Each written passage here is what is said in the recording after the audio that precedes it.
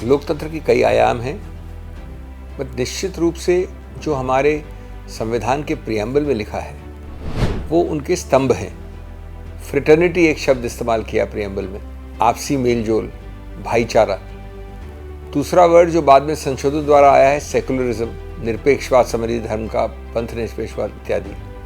तीसरा आया है समाजवादी एक सिद्धांत। ये सब स्तंभ हैं और मैं समझता हूँ गणतंत्र के ये स्तंभ हैं जिनका सबसे बड़ा एक मूल है सबको साथ लेके चलना। जो लिंकन ने कहा था democracy is of the people, by the people, for the people, तो उसमें ऑफ द पीपल जो है इसका मतलब है कि हर व्यक्ति की इस गणतंत्र में थोड़ी ओनरशिप है, साझेदारी है। जब आप उसको कम करते हैं तो आप गणतंत्र को कम करते हैं। जब आप भय फैलाते हैं तो आप गणतंत्र को कम करते हैं। जब आप डॉसिये राज करते हैं, जब आप आपसी मतभेद, मनमुटाव, विभाजन की राजनीति खेलते हैं तो आप गणतंत्र को कम करते हैं। निश्चित रूप से राहुल गांधी विदेश जाते हैं। देखिए, राहुल गांधी काफ़ी अरसे से निडरता से, स्पष्ट रूप से, बुलंद रूप से अपनी बात रखते हैं। वो डरते नहीं हैं, दुष्प्रभाव में नहीं आते आसानी से, सोच समझ के कि पीठ के पीछे देखो क्या हो रहा है उसके बाद बोलो, वैसा नहीं करते। अब वो विदेश जाते हैं तो एक झूठे आडंबरित झूठे राष्ट्रवाद के आधार पर उन पर अटैक होता है। राष्ट्रवाद को एक बहाना बनाया जाता है और कहते हैं कि साहब आप तो राष्ट्रवाद विरोधी हैं। वापस आते हैं तो एक बड़ी अजीबोगरीब कंडीशन रखते हैं कि साहब आप जब तक पहले माफ़ी नहीं मांगेंगे आप संसद में नहीं बोल सकते और हम आपको बोलने नहीं देंगे, हम अवरुद्ध करेंगे। 75 साल में एक दो बार भी ऐसा नहीं हुआ होगा, 2-3 बार हुआ होगा मैक्सिमम, कि सत्तारूढ़ पार्टी कहती है कि हम अवरुद्ध करेंगे।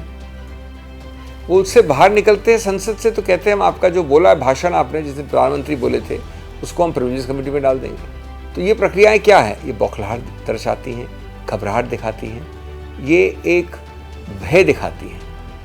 और आज ये राहुल गांधी की सिर्फ बिंदु नहीं है, ये इस जरिए से पूरी विपक्ष की आवाज़ को बंद करना चाहते हैं, दबाना चाहते हैं। आज आप में और मेरे में, विपक्ष के अलग अलग अंगों में विरोधाभास हो सकता है, मनभेद नहीं है, मतभेद हो सकता है, लेकिन मूल बात यह है कि कुछ 4-5 मूल मुद्दों पे पूरी तरह से सहमति है।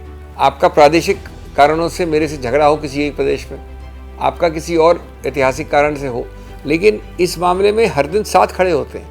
अभी खड़गे जी के यहाँ पर जो डिनर हुआ वो, उसके अलावा जो गांधी मूर्ति के नीचे होते हैं प्रदर्शन, इसमें हमने बड़े बड़े सिद्धांतों के लिए, अखिल भारतीय सिद्धांतों के लिए, मेन चुनाव 2024 के लिए, यानी कि संकीर्ण प्रादेशिक कंसिडरेशंस के लिए साथ मिलके, साथ खड़े होकर बोलने की निर्णय किया। ये तो मजाकिया है, इससे ज़्यादा मजाकिया कोई चीज़ नहीं। पहली बात तो ये कहना कि ओबीसी एक बैकवर्ड समुदाय है। जहाँ तक जो नाम लिए, मैं नाम नहीं लेना चाहता, जो सरनेम लिया गया, वो समुदाय, उस सरनेम में अलग अलग धर्म के लोग होते हैं, पारसी से लेके, हिंदू से लेके कोई और नाम भी होते हैं, मुसलमान भी होते हैं। दूसरा, वो सरनेम ओबीसी निश्चित रूप से होगा, अनिवार्य रूप से होगा, गलत है।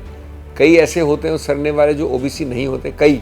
तीसरा, राहुल गांधी ने कहा कि ये बात कैसी है कि ये 3 नाम लिए उन्होंने, इसका सरनेम, चोरों के नाम में सरनेम ऐसा क्यों आता है?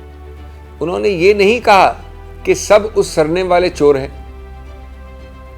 और उसके बाद जिनका नाम लिए उनमें से एक व्यक्ति ने भी याचिका नहीं डाली, कंप्लेंट नहीं की। इसलिए आवश्यक हो गया, क्योंकि कानून में जिसको फ़र्क नहीं पड़ता है या जिसका नाम नहीं लिया जाता, अगर वो नहीं करता है तो फिर ये ज़रूरी हो जाता है इसको समुदाय के स्तर पे आप उठाइए, और समुदाय का कोई मुद्दा ही नहीं है।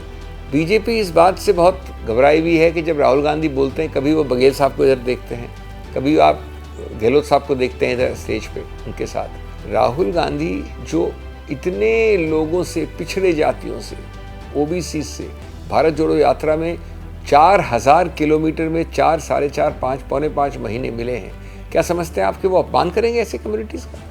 उनके साथ ऐसे तबके के लोग मिले हैं, ओबीसी से लेके, पिछड़ों से लेके, SC ST से लेके सभी, वो अपमान करने के। ये तो एक राजनीतिक, वो सोचती है बीजेपी सत्तारूढ़ पार्टी की घास खाती है जनता, जो बोल दो चल जाएगा। पहले तो ये हास्यास्पद भी है, थोड़ा एक विडंबना भी है कि जो कुछ हद तक ज़्यादा कुछ भिन्नताएं थी मत में, बीजेपी के कारण वो भिन्नताएं हट गई हैं और गैर एनडीए का पक्ष एक साथ हो गया है। इसका धन्यवाद हमको बीजेपी को देना चाहिए। नंबर 2, निश्चित रूप से संसद तो करीब करीब नहीं चलने का उन्होंने निर्णय ले लिया है। अब कोई एक फॉर्मल रूप से 5 और 6 तारीख को है, लेकिन है नहीं संसद।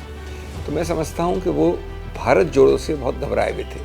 भारत जोड़ो और उसके बाद जो अभियान उठाया इस पूंजीपति के नाम पे, जो निकटता बताई, जो आरोप लगाए, उससे भी बहुत घबराए हुए। वो नहीं चाहते कि किसी रूप से चले मामला जिससे कि उनको जवाबदेही हो। गणतंत्र में, लोकतंत्र में जवाबदेही से बड़ी कोई चीज़ नहीं होती, लेकिन जवाबदेही होगी तो प्रश्न से अंदर प्रश्न और निकलेगा, उस तीसरे प्रश्न से चौथा प्रश्न निकलेगा। वो नहीं चाहते ये, और इसलिए ये घबराहट का द्योतक है, बौखलाहट का द्योतक है, और एक प्रकार से इस मान्यता का द्योतक है कि इसमें दाल में काला नहीं है, दाल ही काली है। मैं नहीं समझता कि कांग्रेस का इतिहास, कांग्रेस की विरासत कोई हद तय करती है इन चीज़ों में। जहाँ तक मूल सिद्धांत हैं उसको आप धर्मनिरपेक्षता मान लीजिए, फ्रेटर्निटी, सौहार्द मान लीजिए, साथ लेने के चलने की एक भावना मान लीजिए, करुणा मान लीजिए, इन चीज़ों में अगर कोई हद का सवाल नहीं उठता। ये कौन सी पार्टी का कौन सी विरासत है? ये गांधी जी के पहले से और गांधी जी से होते हुए 100 साल, 125 साल, 150 साल की विरासत है।